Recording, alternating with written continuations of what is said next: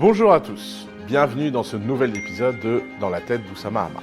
Aujourd'hui, nous plongeons dans un sujet qui me fascine et qui redéfinit les frontières entre jeu, travail et création de valeur, le Tap to Earn. Alors récemment, j'ai découvert une société qui s'appelle Pixelverse et ça m'a complètement fasciné puisqu'ils ont des résultats incroyables. Et ça nous force à repenser des concepts comme la création de valeur et tout ce qui va avec.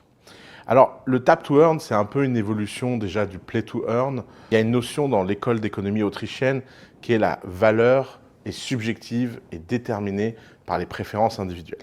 Et de ce point de vue-là, les cryptos et le tap to earn sont en plein dans le cœur de cette école autrichienne d'économie.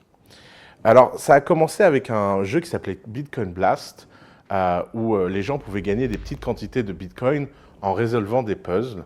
Et à première vue, ça peut sembler trivial.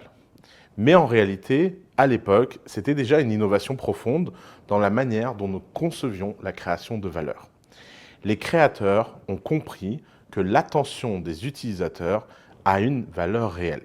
C'est ce qu'on appelle l'économie de l'attention. Et ils ont essayé de créer des systèmes qui partagent directement cette valeur avec ceux qu'ils créent.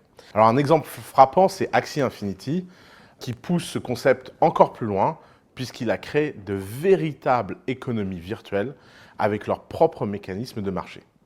C'est une illustration parfaite de ce que Friedrich Hayek appelait la catalaxie, un ordre spontané créé par l'échange volontaire et la coopération d'individus poursuivant leurs propres intérêts, même si ces intérêts sont virtuels.